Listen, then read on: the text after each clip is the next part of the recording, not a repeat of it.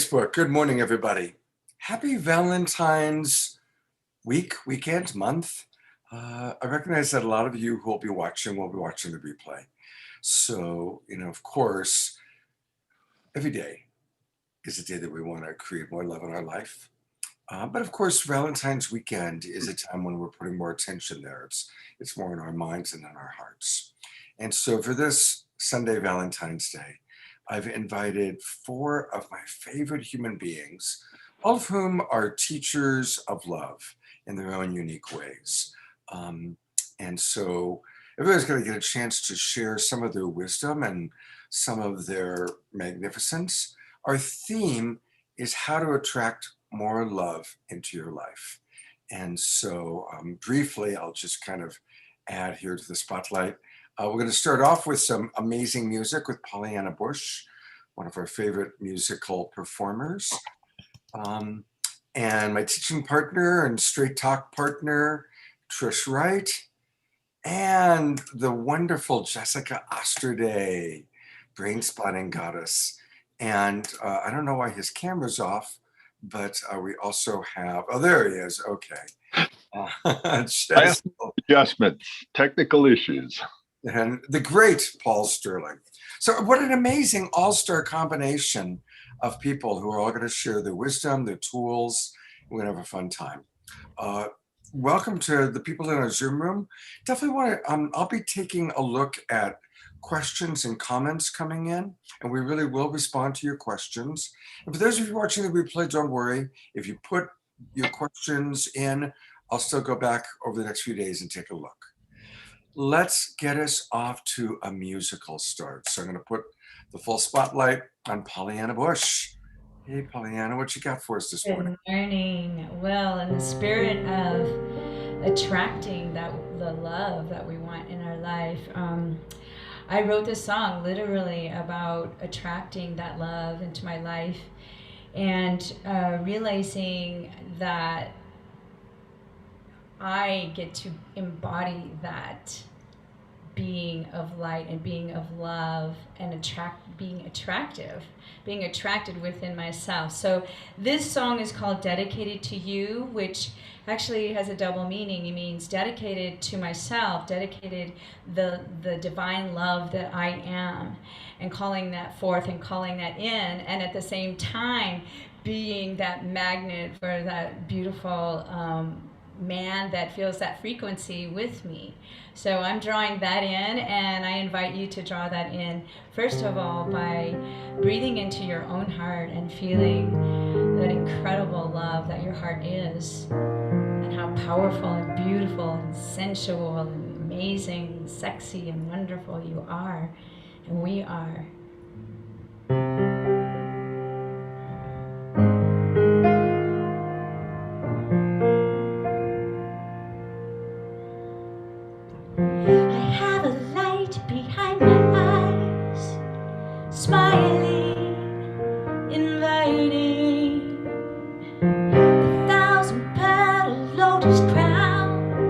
Shining, divining, a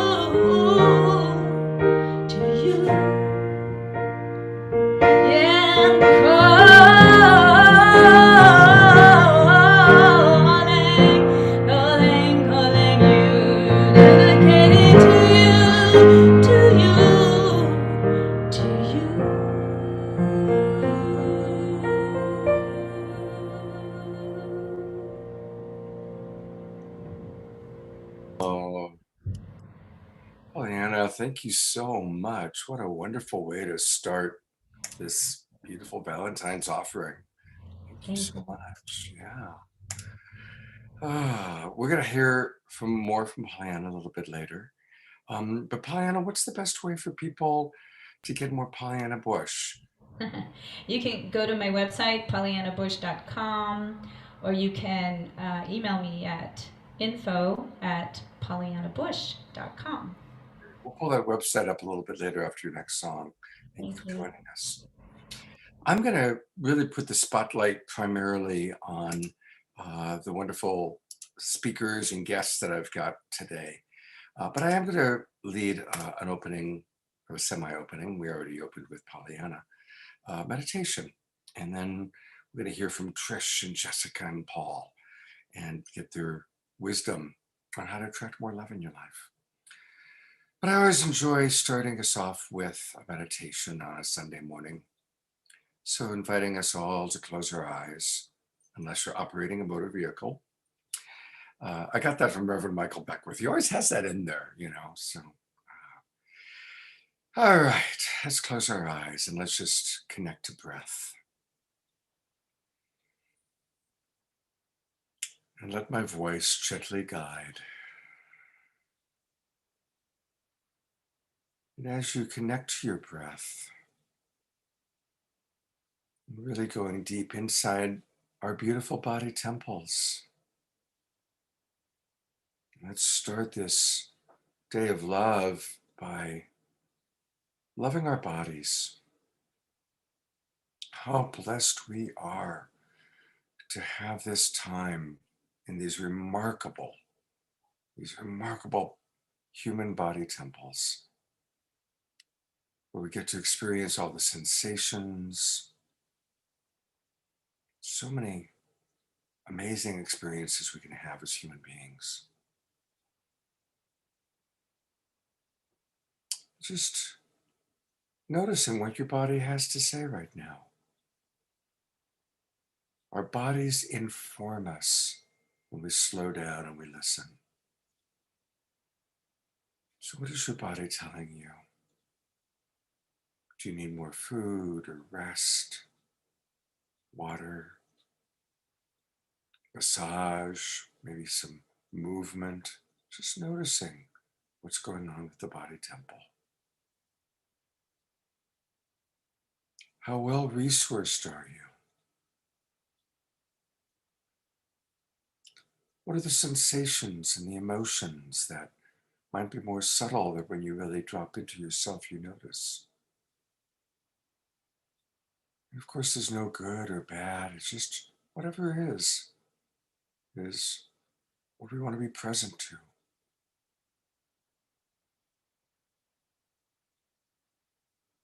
And so noticing that and maybe making a commitment to yourself to support your body temple more fully today as an act of love for yourself. And then while we're in this dropped in space, what would more love in your life look like?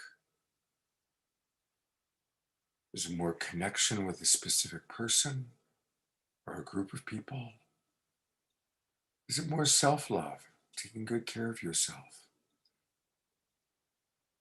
Is it reaching out to someone that you miss that maybe you're shy or cautious to reach out to? Is it spending more time in nature or taking a bath or doing something that's very nurturing for yourself? Perhaps attracting more love in your life is a professional aspiration, allowing yourself to open to receive more support, more acknowledgement, more appreciation. For those of you that are parents, maybe it's really asking for more support, appreciation, acknowledgement for all that you do for your family. Whatever it is, I invite you to really drop into what more love in your life would look like. And we're going to hear from some masters of love. So inviting us now to come back opening our eyes and coming back and kind of go to gallery view so you get to see these beautiful bright lights, these beautiful beings that I've invited to be on the show today.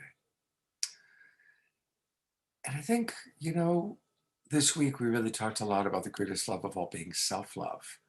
So I'm going to turn it over to Trish first because she is one of the goddesses of self-love. She and her partner Dawn run the self-love show every Thursday morning. And hopefully it actually looks like Trish is frozen.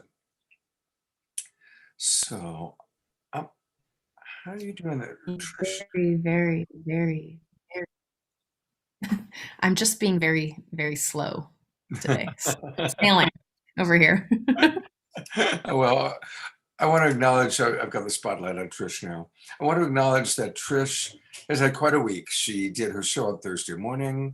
She did Straight Talk on Friday night. She taught a class for Love Coach Academy yesterday morning. She was one of the stars of Saturday Night Live last night. This is it. This is your kind of grand finale for a little bit, and then hopefully you get to take a break. I also spoke with 111 Unify. Oh, wow. Yeah, it was a really sweet connection around love and love of self and others. It was such a sweet, sweet connection with Dawn and Anastara and this stunning couple too that had the most incredible, cute little like couple cutesy things that they were doing. I don't know. I was just like melting. Oh. Well, get us off to what are some tools of self-love to attract more love in our life? Well, as you know, if any of you watched any of the things that I do, I say this a lot, is that the capacity at which you can love and accept and be compassionate with yourself is really in the capacity in which you can love another person. And in my definition of love, love is the acceptance of all, the acceptance of what is. So if you can love the crunchy, dark, shadowy parts of someone or yourself, then you can really, truly offer that to another person. And so just a tool that I'd like to bring in and has been the theme for the last weeks of my life is what is this? Just asking yourself, what is the most self-honoring choice I can make right now? And when I say this, it's not to exclude another, but it's to really think about what the wants and needs to be met are in your current place, in your current heart, like honoring the place that we're in, because we have been taught to kind of live in these codependent patternings, right? Where we don't get our own needs met. And so we're constantly overgiving. So when you come to a place where you can give and nurture yourself and self-source before you meet another person is really, I think, a key to self-love. Is like, okay, I'm going to take some time and I'm going to go nurture myself. I'm going to go I'm going to go cry, or I'm going to go take a walk, or I'm going to go feed myself. I'm going to calm down so that I can meet you at 100%, not undersourced or, under-resourced and not fully at capacity is just one of the pieces. I know that the rest of the coaches have some other things, and I'm sure that we'll roll around them multiple times. So here's one. Next time we roll around to you two, we want to hear from you about light touch, since you're one of the faces of light touch. Let's go to Jessica. And what's your opening thought about attracting more love into your life, Jess? Oh, I'm so relaxed from that beautiful music and also the meditation. I feel like I need to sort of like bolster my energy a little bit because I just feel so Sunday-ish about being on the show this morning. It's really sweet and I'm appreciating that. When I drop in, of course I work on it in my role as a life coach and an empowerment coach. I'm very passionate about integrating the past so that we can be more available in the present. And I think that has both been my biggest impediment in love and in receiving the love that I want. And it's also, God, it's such a power point. Like when we feel like we actually have more of ourselves to give, it's just, I mean, it's love relationships, but it's every piece of life. It's every facet of life. It's going into the grocery store and being present with where you are, being able to interact in a way that feels healthy, even if you're not in the best state, you know? And I think that that's kind of when I think about healing the self in order to be present for love, it's to be present with our dear loved ones, but it's also to be present with the world. And it's coming back to that sense of self. I love Trisha's question so much. I took the course yesterday on Saturday morning, uh, and I actually am not remembering the exact languaging, so maybe Trish can like pop it in the box. But it's basically like, what's my best possible choice for me right now? Like what's going to uplift me right now? And I love that because it just brings it back to present. So that's my little bit. I have some other like tips and tools that I'm excited to share, but for me it's really a lot about coming present so that we can be available to what life has right now in whatever, you know, crazy, goofy, loving, fun, not so fun form that life takes in the present. So that's me. God bless you. Thank you, Jessica. It's really Yeah. good to have you with us. My dear friend and now roommate, Mr. Sterling. What do you want to start with, Paul? Well, I want to start with one thing. Like, how many of you out there, and I can see you through this modern technology, have had your heart broken, like in love? How about more than once, more than twice, more than 3 times? What I want to start with is what a courageous act it is to vulnerably lean back in again and say, I am going to make myself vulnerable again to love and be loved. And I'm sort of I got this big head. I come from my head a lot. And so I have models for relationships. And what Trish was talking about and Jessica was talking about is, if you drew a triangle, availability is one of the things we talk about. So how available are you? Number 2 is how capable are you? Like, someone could be a really available person, but you wouldn't want them to give you a root canal because they're not capable. So it's like, are people available in relationships? Are they capable? Have they got the skills? And are they willing to be courageous, to be vulnerable, to be compassionate? So like for me, I look at things and make models out of them. And so that's how I kind of look at relationships, so that people can make sense of it and understand what they need: availability, capability, willingness. And I love what Pollyanna started with, is what are we dedicated to? You know, are we dedicated to creating a remarkable relationship? And are we willing to do whatever it takes? If we're not dedicated, don't expect it to be miraculous. And just so that people know, we can, almost every master started out as a disaster. So there's hope for all of you, because I started out as a relationship disaster. And now, at least in some parts of the world, I'm considered a relationship master. And thank you, Scott, for being a champion of love around the planet. Oh, thank you, Paul. Wow. You know, I'm going to kind of vulnerably acknowledge the wisdom of what Paul just said about availability, capability, and willingness. And I've been single for well over a year, actually about a year and a half now. And that's like the longest I've ever been single as an adult. And I periodically complain about it. And Trish pointed out to me, she said, Scott, you're not very available right now. You're too busy.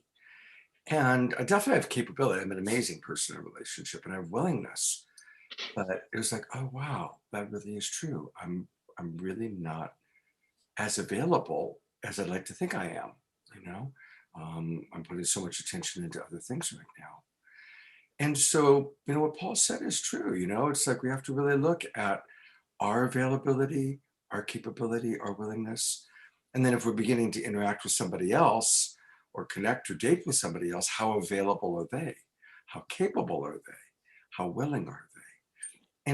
And that's where we have to kind of take down the romantic blinders and really kind of be real with each other, real with ourselves. So, you know, thank you for that, Paul. That was great wisdom. I'm actually going to put the spotlight on Pollyanna because I'm not asking you to play another song yet, but she is also a great teacher of love. She actually leads in her way. She does vocal training and all that. So Pollyanna, I'm putting the spotlight on you. You need to unmute. What's your tip for attracting more love in your life? Wow, I so resonate already with what's been spoken. Let me see. What could I add to that?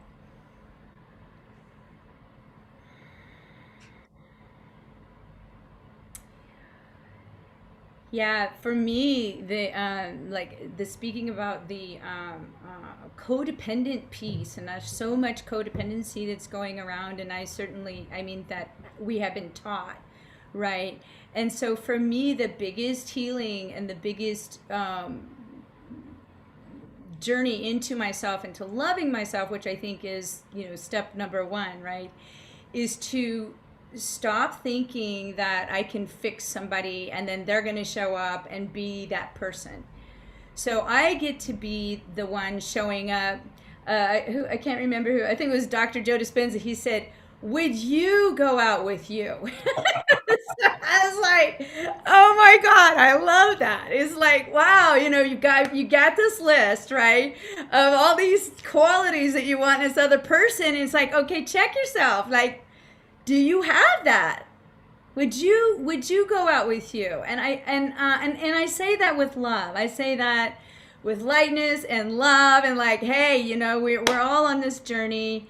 And so much about attracting love is really falling in love here. And I love what has already been spoken about, the crunchiness and the this and that. It's not about getting it all down. It's about like, wow, I love myself here.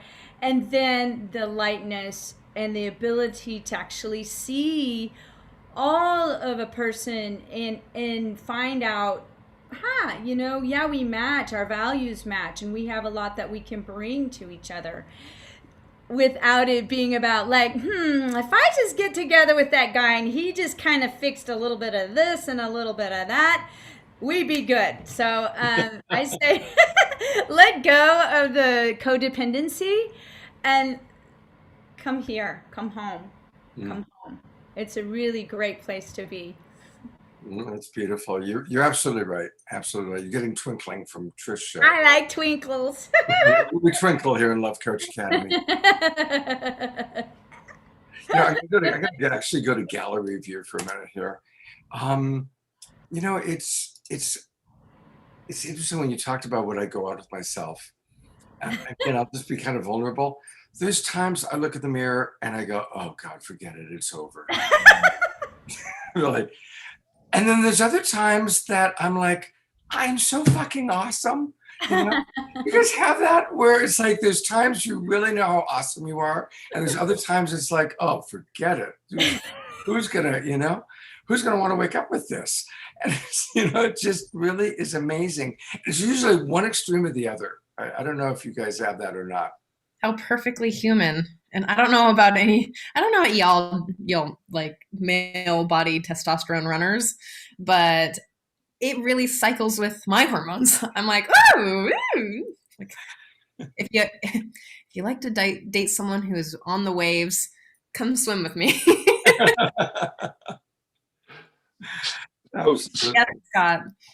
Scott, I want to riff off of one other thing Pollyanna said, which is it's like, if you think about it, we're either the catch, we're the compromise, or we're the catastrophe. When people get in a relationship with us, and the illusion from Hollywood is the catch is either like the football jock or the cheerleader, the beautiful person. But when I'm talking about the catch is the one who sees the beauty in you and brings out your best. And you're not like the codependent thing is, I need to be with the most beautiful person because that means something about me, versus the spiritual side, which is, wow, we bring the best out in each other. So am I the catch? Am I the compromise? Or am I the catastrophe? And I can totally relate to what you're talking about, Scott, about looking in the mirror. And, sometimes I go, wow, how the hell did I get old? Like, and I don't really, it's like, wow. And it's, do I bring the best out in somebody? Mm.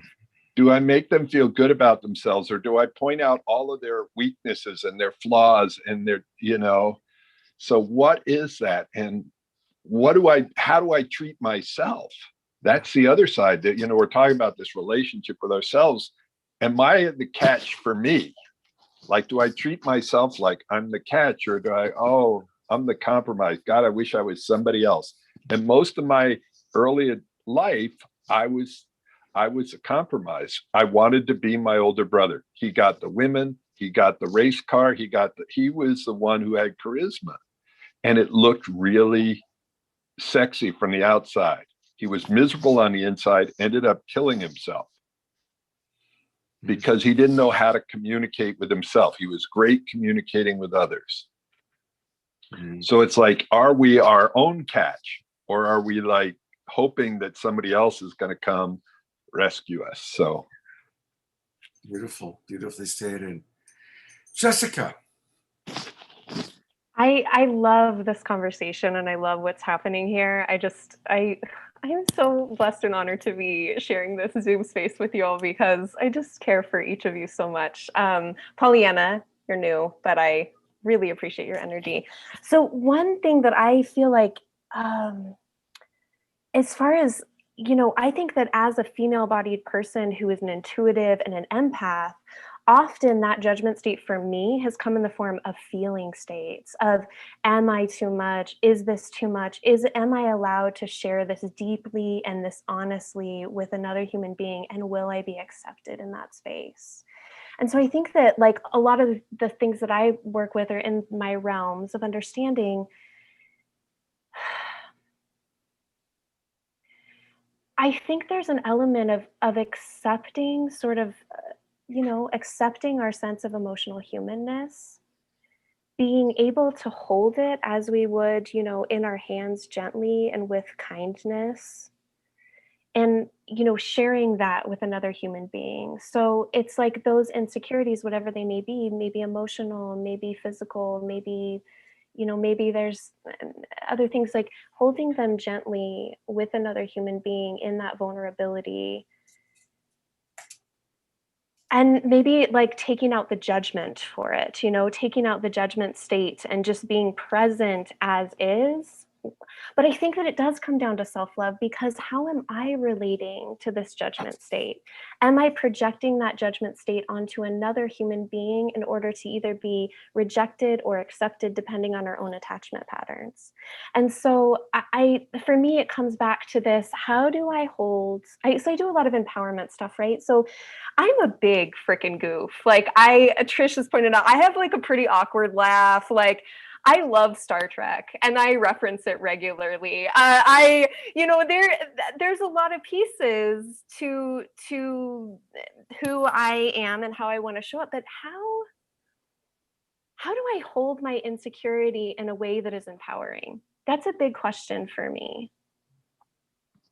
Because I think it allows other people to be goofy and human and messy sometimes, and all of those things too, that's like that's the juice. That's what we want to share. Those are the places where we get to connect and get to fall deeply in love, because sometimes I make chicken noises.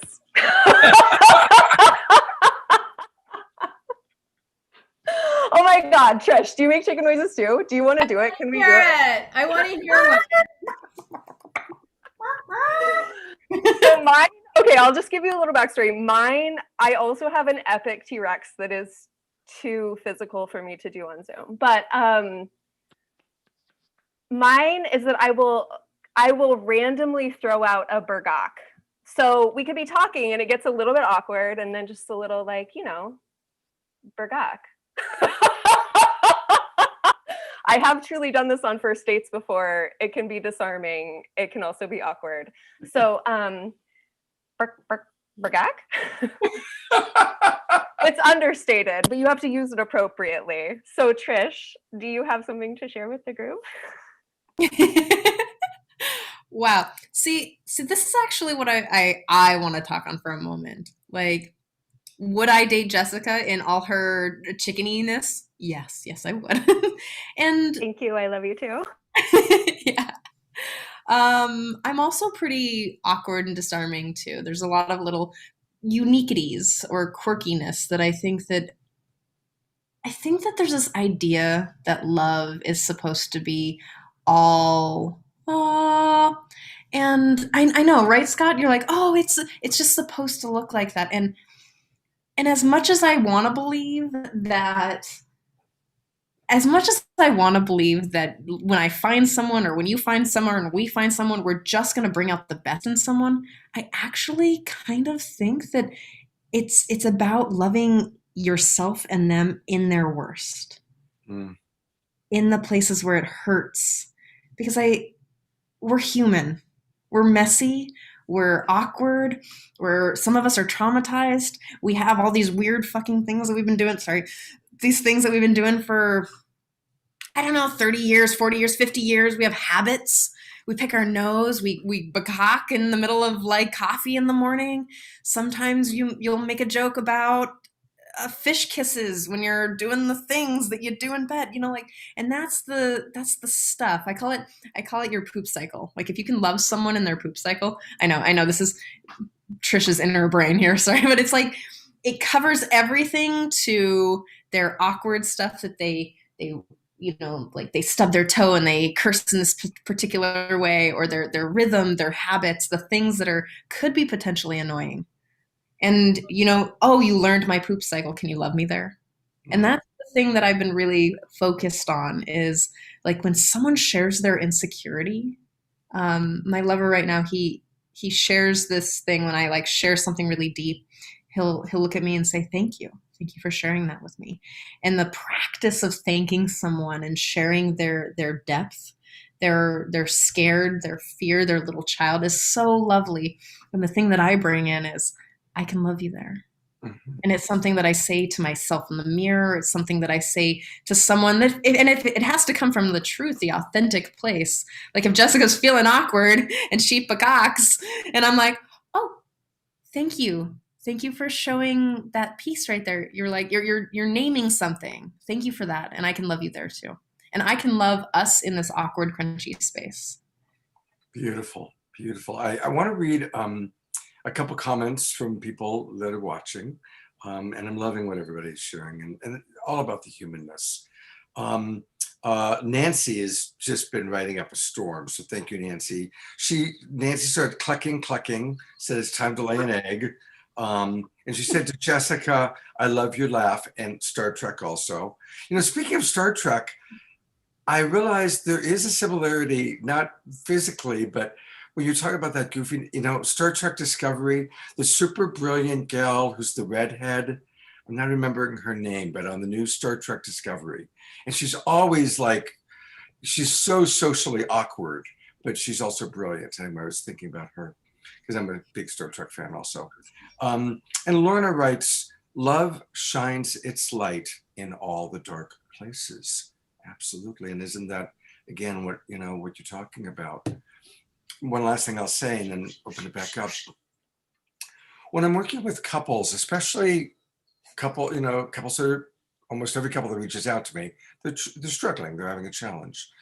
And so one of the things that I do to create connection, as opposed to going right into, so what did he do that drove you crazy? I like to get them back into connection. And so I'll ask them to remember, what's a time when you felt really loved and really well cared for by the other? And I thought of this when Trish was talking just now, because it's not the honeymoon, it's not some sexy time, it's when they were vulnerable and the other one was there for them. And that's like mature love. That's the more deep, mature love we're looking for, is, hey, can you still love me when I'm struggling? When we're in awareness of my issues, can you still love me? Can you be there for me? Or are you going to judge me? Are you going to make me wrong? And that's just so huge. The flip side of it that's interesting is that whenever we are dynamically attracted to someone or sexually attracted to someone, I always ask, like, if I'm working with somebody and they're married and they're very sexually attracted to somebody they're working with, what do you perceive that person's qualities are that you're turned on by? Because it's actually, when we don't know someone that well and we're sexually attracted, we're actually sexually attracted to our projection of qualities that they have, which we perceive we're lacking in ourselves or that we want to cultivate more of in ourselves. So I just wanted to get that tool into the mix today because it's a really important thing to look at. All right, Paul. God, what I want to dive into here, because we've got a representation of the feminine and the masculine in the women's movement and equality, sometimes what's happened is we've made it about sameness. And equality doesn't equal sameness. And there's differences between the masculine and the feminine. And how can we enjoy those differences? Like I kid, because I spent 18 years as a commercial fisherman in Alaska. So that is the land of the dudes. And a lot of times in relationships, the feminine doesn't always know how to speak to the masculine, doesn't know how to speak dude. And dudes don't always know how to speak about feelings and needs. I've literally had a client that told me they were ex-military, that they would rather jump out of an airplane at night with a parachute into enemy territory than sit on the couch and talk about their feelings and needs with their partner. And so it's like learning how to do this dance without emasculating the masculine and without objectifying the feminine. How do we dance with our differences in a way that creates passion and pleasure and joy? And to give a lot of men have been, I call it neutered. They've lost their growl because they're worried about the impact. And a lot of men have done a lot of bad stuff. So it's important that we look at that. But it's like how to give back our polarity between the masculine and the feminine. I'd love to hear some of the feminine side of this. So it's enjoying our differences rather than homogenizing the men and women, the masculine and feminine energies. So I'm going to leave that at that for right now and invite the feminine to jump on that. Yeah. Paul, yeah, take it away, Pollyanna. Well, when I'm hearing you talk about the masculine and feminine, I know that we all have those energies, balances of masculine and feminine. So it's not, I mean, the women aren't the complete ownership of feminine, and men aren't the complete ownership of masculine. So that's one thing. And I know that in terms of like a spectrum of who we are and how we identify gender wise, my goodness, there's just, such a broad range, right? And I think it's really just important for men and women in any gender, whatever you identify, to really start to tap into what are the energies that are working within me, and how do I honor that in myself. And then how do I be authentic, right, in this relationship, and be met and have an honest conversation about it.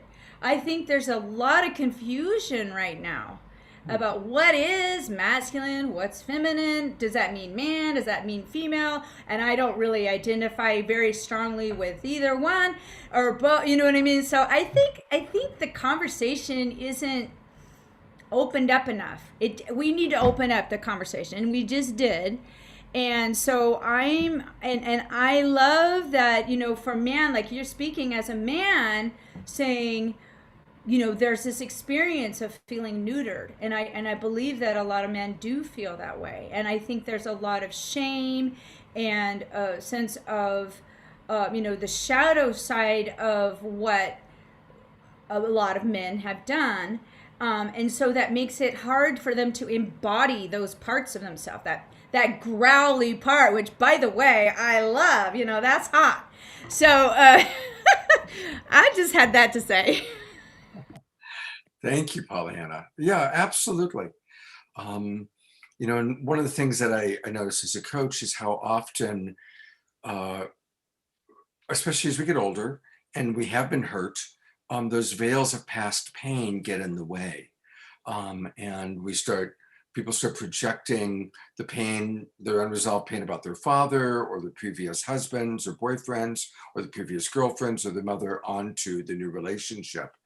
And so learning, really, I think we all have to be a little bit, or actually more than a little bit, significantly self-realized to be able to recognize, oh, wow, this is my mother's stuff coming up right now. Oh, wow, you know what? I just turned you into my ex-wife. Oh, wow, I'm now, being able to notice and acknowledge when those veils of past pain come down. Because when we project it onto the other, then it's like, of course, we get defensive. I also really want to open it up. We've got some wonderful people. We've got 15 people in our Zoom room, and we've got people writing to us. So Nancy writes, I listen first. This is kind of back on looking for partner. Nancy writes, I listen first for humor, and then a kind heart and spirit, and then how vulnerable I can be and accepted. Physical looks can be transformed into super gorgeous, even if they're not. Then the intimacy experience. Heart first, then upper head, and then lower head, if you catch my drift. Well put, Nancy. Good job. I like that. Trish, I noticed that Jay Mayer is with us, and it is true that some of us practice light touch. Tell us a little bit about how light, as the face, or one of the faces of light touch. Tell us a little bit about light touch, because I definitely want to get that in there. Yeah. Well, light touch is a really beautiful practice in manifesting and magnetizing your spiritual, lovely manifestations, really drawing amazing things to you. But it's also really psychologically, it helps to bring you into the frontal lobe. Light touch is a practice in prayer, in community. So every morning, at 8:30, there's a group of us that practice this sweet, sweet, sweet practice of light touch, and it's gently caressing your skin just so slowly to drop yourself into presence, as Jessica was talking about, dropping into that slow touch and bringing awareness to what you want to pray for. So something that we love to bless is our blessings. Like, thank you for blessing our blessings. Thank you for blessing all light touch practitioners. Thank you for blessing our partners. And it's a practice in gratitude. So every morning you're practicing gratitude with a group of people or yourself or your partner. And it's a really great way to align your values, align your heart center with yourself and with others. It's a really beautiful practice. And I invite you to check it out. And come on. They made this little video. Light touch is a wonderful way to bring both emotional and physical intimacy into our relationships. Light touch is also Come on, a I'm hearing the wonderful way. sound. I thought We are hearing the sound. You're not hearing the sound. Let's try that again. No, you know what? I've got the sound on. We hear the sound. Hang on. We hear you To too. attract or magnetize. For some reason, the sound isn't playing. No, it's playing. Trish, see what happens when she practices light touch? Thank you Look for at all the spiritual love wellness. that Thank Trish is you. receiving as she Thank you. practices light Thank touch. you. All right. Thank you for transforming. My relationships. Oh, and now, of course, the audio Thank you for comes the on. most divine. We could actually hear the video. Well, you know what's funny? I couldn't. I know. I can love you there, Scott. See. Even so, you still love me when I'm when the technology is failing me, or I'm failing the technology, or something like that. Let's talk about that for a second. Is any if I'm upset or if I have a reaction towards something that you do, you're just behaving like a normal human. You're just doing you. And who's feeling the upset? Mm-hmm. So it's really actually me honoring and owning my own feelings on the inside and working it out, because you're just doing you, Scott. Like, you just you just move around the world. I truly have this belief that if you were the only person, if I was the only person on the planet, that there would be no problems, right? I wouldn't create problems for myself. But that's not how it works. Like, of course, if I'm the only person on the planet, self-love is easy. But it really is about relationships, right? It's about how you communicate and how you love another person. So my upset has nothing really to do with you. I'm just grumpy and pissy because I've got other things that I need to, belief systems and wants and needs. And I got all these things that I gotta like work out. And so part of loving yourself and loving another person is working out your own inner stuff. Before you come to that person, become resourced so that you can show up in deep love for someone else. Like, hey, yo, I had this experience and I was upset. And you might have been the person to trigger it. And this is what I got to. And yes, I can still love you there because I can love me there too. That makes sense? Beautiful. And sometimes we need a coach like Trish to support us with this sort of thing. And you're looking at some really wonderful coaches here. And I'm actually going to put the spotlight on Jessica for a moment, because again, in my moment of vulnerability, Jessica is someone that I've gone to for support. Yes, Scott, the guy who runs Love Coach Academy, sometimes needs support. And Jessica is who I've been going to recently. And she's got this amazing thing she does called brain spotting. So I'm going to give each of you as a coach a moment to talk about your form of coaching and your availability, starting with Jessica, who is my coach. Oh, Scott, I love you so much. So what I do life coaching and empowerment coaching, but primarily my passion is brain spotting. And the reason for this, one of the reasons I'm so passionate about this is because, of my own past, right? So let's say 10 years ago or 8 years ago, when I first got involved with the Love Coach Academy, I was learning all of these tools, but what would happen is that my reptile mind, the lower part of the mind, like the midbrain and the brainstem, were really overriding my ability to use those tools in a conscientious way. And, of course, the relationship that I was in when I was trying to apply the skills, like, I don't think it had long-term potential now from my more wisdom-based perspective now. And thank God, I learned the tools, but what my big impediment was that whenever I would get into a space when I really needed to use the tools, I wasn't able to, because I would go into such a fight, flight, fawn, freeze response. And so my big passion is working with people to help to sort of unplug those triggers from the past and integrate at a really deep somatic level, so that it's almost like the door to that trauma or those past pain stories is just closed. And this is the most effective practice that I've found. I'm so deeply passionate about helping my clients find the freedom for their own purpose and path in their lives. It's such a huge gift to watch people transform. I mean, it's amazing. So, and so if this sounds like something, if you've got some past stories, some stories that are anchored in the past, negative belief systems, generational problems, this is what I love to work with. So please go to my website. It's jessicaosterday.com. And if you scroll to the bottom, you can just book a 20-minute consultation and we can see if there's like a natural fit between us.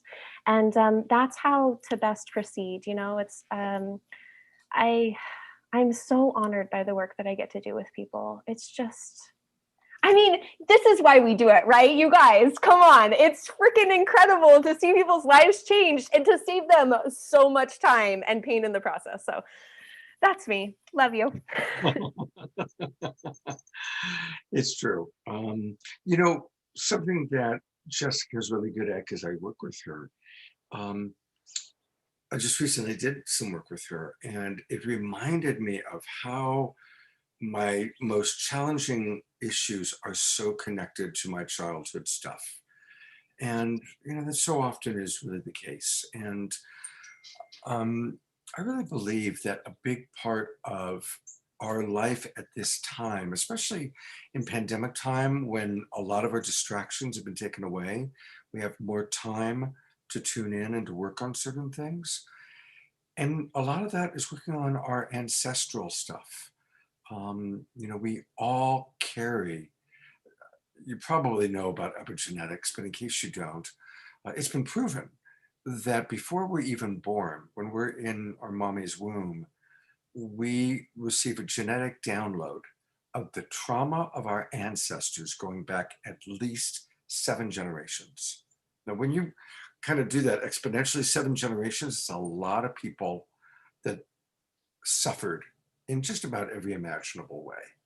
And we have their trauma inside of our DNA before we're even born. And so now that we are in this time where we do have tremendous freedom, and we have all these tools. We have compassionate communication and EFT and brain spotting and all the different therapeutic modalities. Trish and her clinical sexology, and all, Pollyanna and her vocal, getting in touch with yourself through your voice. We have all these wonderful ways to work. And when we're working, it's not just our personal issues. It's inevitably our ancestral lineage stuff that we have the opportunity to heal, or to at least learn how to honor it, how to manage it, how to work with it. So thank you, all of you amazing coaches, for the wonderful ways that you teach and coach and help people enjoy life more fully. Because, today it's all about attracting more love into our life. And so much of that is clearing the past, learning how to work with the past, learning how to work with what we were born with or what we experienced environmentally. So I'd love to give Pollyanna, Trish, and Paul a moment to talk about your particular forms of coaching and how people can reach you. Paul, it looked like you had your Pollyanna, go ahead. You said her first, so go for it. Okay. It's just because I saw her on the screen for. No, she's a little cuter too, so we'll go there. There's no competition. Pollyanna, I got the spotlight on you. Tell us about your vocal coach training that you do.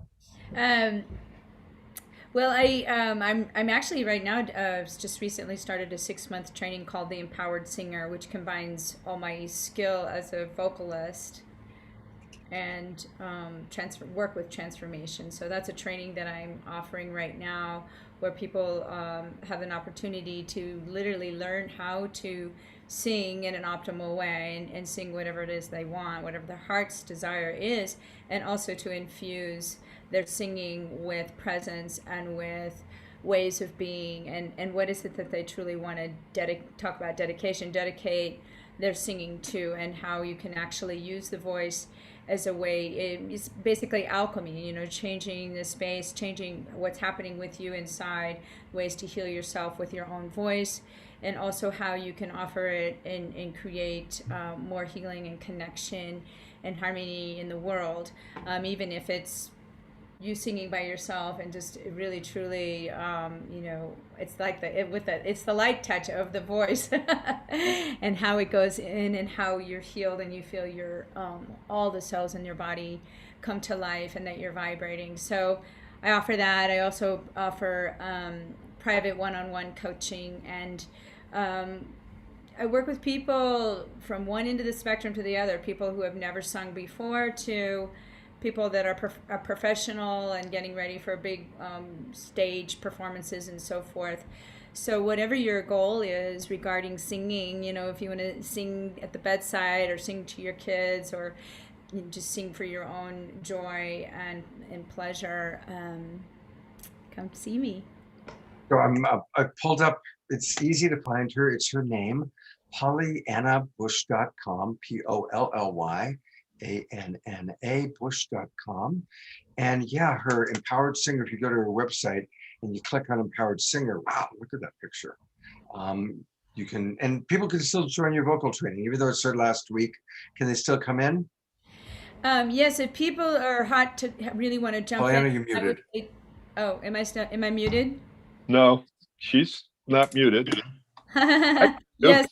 Yeah, I mean, I could take a couple of more spots. if you jump on right now, we can work you into that, and it'd be wonderful to invite you into that. Otherwise, there will be some other group offerings coming up, and also again the one-on-one coaching where we design what it is that you want to work on. Beautiful. I think something's going on with my computer that when I go to other things, I can't hear it. So that's weird. All right. The great Paul Sterling, putting the spotlight on you. But actually, here is the book. I guess I need to do this. Here it is, this wonderful book that Paul wrote, Argue Less, Love More. And Paul, I'm going to go to your website in a moment, but tell us a little bit about what you offer. And when you do that, Scott, if you just go to the arguelesslovemore.net/free book, people can get a copy of it. So I work with couples. Most relationships don't end because of a lack of love. They end because you run into problems that are bigger than your skill set. And so what I do is I help people improve their relationship skills. And if you think about, I come from a background of quality control and business and making the invisible visible. So relationships are more complicated than we want them to be, but they're simpler than we think they are if you have a model. So I want you to picture this: 3 circles, the Venn diagram. There is the heart set, the skill set, and the mindset. And the mindset is one of the most critical ones because it's invisible. It's your habits, patterns, and beliefs. So either they're supporting or sabotaging you. And what I do is help people make those unconscious sabotaging behaviors visible. And when they come to me, they think that the problem is sitting next to them. I'm just here with my partner because I want to make sure they show up. And what we do is we get away from who's to blame to what skills and tools do you need to you become a team. And it's either you and your patterns against your partner. And this is where the work that Jessica does that's so powerful is to identify and eliminate some of those patterns. Or it's you and your partner eliminating the painful patterns of the past. So what I do is work with them, and it's a big commitment. We work together for at least 3 months, and it transforms people's relationships. It's really exciting. And part of the work, the reason I do it is because I watched my parents go through an incredibly painful divorce after 18 years of being together. And it wasn't because of lack of love. It's because their communication tools sucked. That's a technical term. And it destroyed them. And then I watched my first marriage and my only marriage get destroyed. And that was at the 18-year mark. The pattern got passed generationally down, as Scott was talking about. And that's where I wrote my book. It's like I looked at the patterns that I had and I wanted to stop the pattern so it didn't go to the next generation. So I help couples speak the language of dude and dudess and really enter each other's worlds so they both feel heard, understood, and valued, and transform it. The last thing is when it comes to skill sets, there's a million different skills you can learn out there, but there's 3 reasons to learn the skills. Number 1 is how to clear up the past. And what Trish talks about, what Jessica talks about, what Scott talks about, it's like, number 1, if you don't clear up the past, you're not going to be available. Number 2 is, can you be present? Can you be with your partner's pain and insecurity and all the rest of it? And if you can't clear up the past, it shows up in the present and there's no possibility for the future. So if people are interested in that, I spend about 30 minutes with them to find out if we're a fit. We get clear where you are, where you want to go, and what are the roadblocks, and what would be a clear plan to create a breakthrough in your relationship. So that's pretty much it, Scott. All right, I'm going to your website just so everybody knows. Again, to get Paul's book for free, go to arguelesslovemore.net/book. And of course, you can also then, find out more about Paul. I didn't get a chance to go to Jessica's website while she was talking. Hold on, Scott, 1 second. It's go to free. If they want the book for free, they have to go to free book. If they go to book, they have to pay the $19.97. So this is a special for this group. Okay. So free book. And then thank you. All right, very good clarification there. Thank you. I was trying to get you an extra $20 per pop there, pal. Okay. You know, then just go to book. Hey, you know, I didn't get a chance to go to Jessica's website. And it actually is a really lovely website. And again, you can get a free discovery session with Jessica. Just fill out where it says free discovery session. So look at that. Oh my gosh. Yes, that was me before Jessica worked with me. So thank you. And she really is a wonderful, wonderful coach, as is Paul, as is Trish. And speaking of Trish, it's your turn, my dear. Tell us about what you're offering and who you really enjoy working with. Well, I am a trauma-informed self-love codependency coach and a certified sex coach. My passion really lives in helping people cultivate healthy relationships and understand healthy relationship styles. I'm really, really passionate about teaching children that. I'm starting to develop classes and workshops there for the youth to understand healthy skills and when things are not healthy. I'm super duper interested in helping people really understand where they abandon themselves and to really empower themselves and their partners to live in their yes, to live in their truth, their sovereignty. My work really truly empowers people to take ownership of their perspective, their lives, their sovereignty, the way they step into the world, lovingly, compassionately. My work involves a lot of embodiment practices, some Gestalt, nonviolent communication, humanistic behaviorism. There's a lot of little pieces meshed in there. And I come from a very heart-centered approach, very holistic approach. What else do I want to say? Well, while you're thinking about that, I'm going to go to your website. And you know, her website really is so Trish. Embodied dash happiness. Don't forget to miss the dash because the dash is important. It's embodied-happiness.com. And you know, because I get to work with Trish quite a bit, you know, we have our show on Friday nights. She really does embody happiness. And she understands, look at what's right at the top, the path to radical self-acceptance. And I want to say that as best as I can tell, the key to self-love is radical self-acceptance. So I really appreciate that it starts right there. And she's going to do. And the more that we can accept ourselves in a radically loving way, that's when the embodied happiness actually comes, you know? So she's got those keys. And plus I love that picture of her on the roller coaster, or on the merry-go-round, I mean. So yeah. All right, now you have had time. That was me filling in for you so you could form your next thought, Trish. Yeah, I'm the right coach for you if you want to bring balance to your emotional and energetic bodies, to develop more connected relationships with yourself and others, and to really fully dissolve the places where you project out resentment. Like I'm here to help you walk the path that you want and get out of your own way. So more love, more trust. You know, especially like I'm realizing just now actually that most of my work really relies on or focuses on helping people, whether you're single, whether you're in relationship, or whether you're young. It really helps people really find their sovereignty and meet the other person in their full 100%-ness. So. And she's brilliant at it, I must say. All right. Well, we are wrapping up. We're going to have some music from Pollyanna in a moment. On my end, I am not seeing new clients. I am totally booked solid with my current clients. But I am going to be starting a pair of courses in April.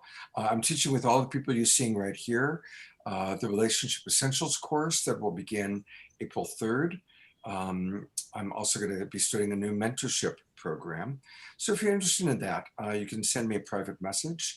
We also have a really cool master relationship series that Trish taught her class yesterday, and she and I are going to teach a couple more classes together. Jessica's coming up, Paul is coming up, and I will put the link to that in the chat boxes, both here in the Zoom room and on Facebook, while Pollyanna serenades us. Hey, Scott, can I jump in and say something about you? The Relationship Essentials course is really well named. It's the essentials. Like if you want to have a remarkable relationship, you need remarkable relationship skills. Set yourself up to win. All of us coaches have all been through Scott's course at least once and probably 2 or 3 times. If you think about it, it's almost like the relationship gym. Go do your push-ups, be able to do things, set yourself up to win. Don't expect yourself to be a relationship master if you haven't put in the time and learned the skills. Come and go to this course and invest in yourself. It's not about, is the course worth it? It's, are you worth it? Is your relationship worth it? People end up investing in their relationship with a divorce attorney rather than on the front end, setting themselves up to succeed. It's such a small cost. It's such a valuable thing. And you're ending patterns and habits from generations. And you're setting your kids up to win because you become an example of possibility versus a warning what not to do. So Scott's kind of understating the power of this course, but this is his life's work. This is where he's taken the essence of over 20 or maybe almost getting closer to 30 years of work and put it into one class that takes some time, and come and get the best of Scott and really the best for yourself. So Relationship Essential is pretty essential if you want to have a relationship. Oh, thank you, Paul. Thank you. Thank you very much. I really appreciate that. And so we take care of each other. While he was doing that, I was putting the link to your book in the chat box there. So, look, we all believe in each other, and we all have learned that life is relationship. If you want to change your life, you want to change your relationships. When we're happy in relationship, we're happy in life. When we're unhappy in life, it's because something's not working in our relationships. Life is relationships. So there's a lot of wonderful ways to get your relationships in order. One-on-one coaching with one of the people you're seeing here, Paul's book, or of course, my course, Relationship Essentials, which is a great course, which this time I'm teaching with Jessica and Trish and Paul and a couple of other love coaches, Timothy and Heidi. So it's going to be a great, great course. Thank you, everybody, for watching. Thank you, those of you watching in the replay. Thank you, Nancy, for all your amazing comments. I'm really appreciating them. And for anybody watching the replay, still go ahead, put your comments in, and we'll do our best to get back to you. And as the show began, so the show shall end. All things begin and end, at least today, with Pollyanna. Well, thank you for having me, Scott, and it's been wonderful to be here with you, Jessica, Paul, and Trish. Just such yummy beings that you are, and your gifts, and how you are empowering all of us to create that relationship and to heal, to expand, and then develop those beautiful relationships that we all want. So I want to end with a song called My Stars in My Galaxy. And it was something that you were talking about, Paul, when you were talking about vulnerability,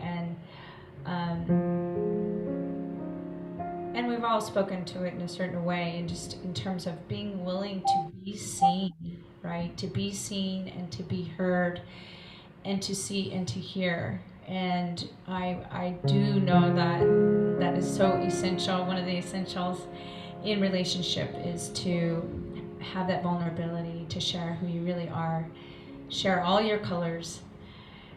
This is called My Stars in My Galaxy.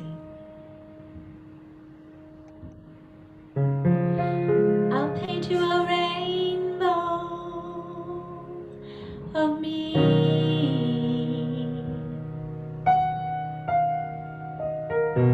I'll give you my stars and my galaxy.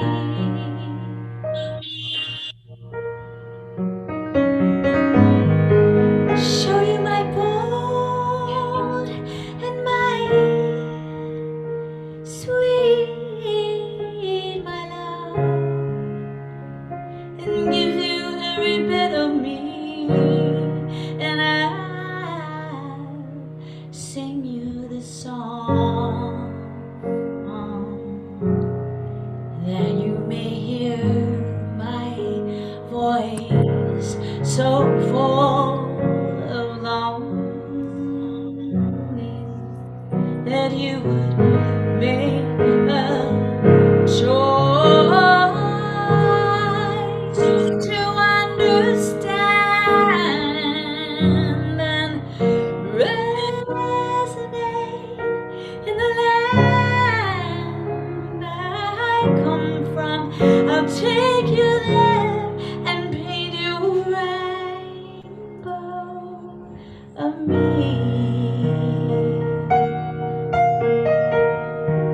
I'll give you my stars and my galaxy.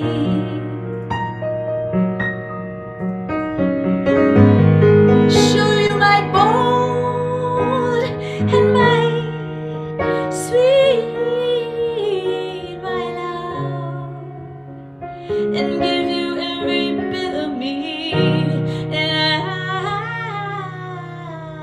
I'll take this risk.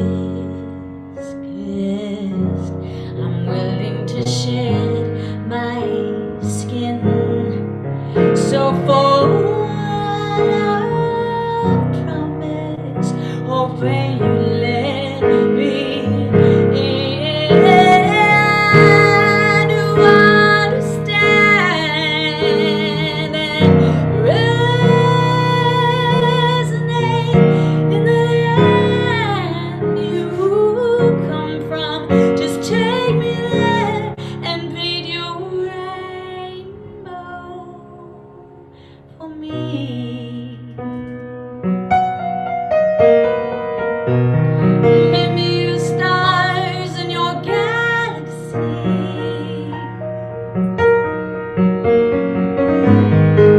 Show me your bold and your sweet,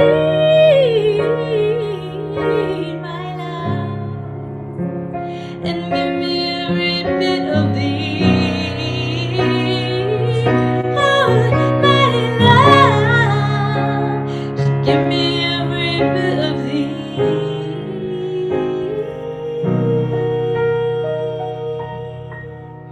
Oh, my love,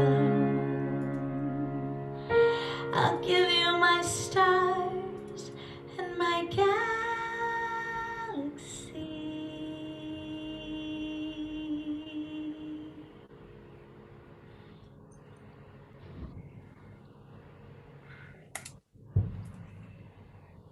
Beautiful. Thank you so much. What a wonderful way to close this. I want to wish everybody a very beautiful day, a sacred Sunday. If you're watching this recording, whatever day you're experiencing. Thank you, Pollyanna, Jessica, Trish, Paul, and thank you all for watching. And remember that, as we kind of talked about, love is an action. And the more we give, it will come back. So let's create that cycle where we're giving and we're open to receiving. And I look forward to seeing all of you again on one of our upcoming shows. Take care, everybody. Have a beautiful day.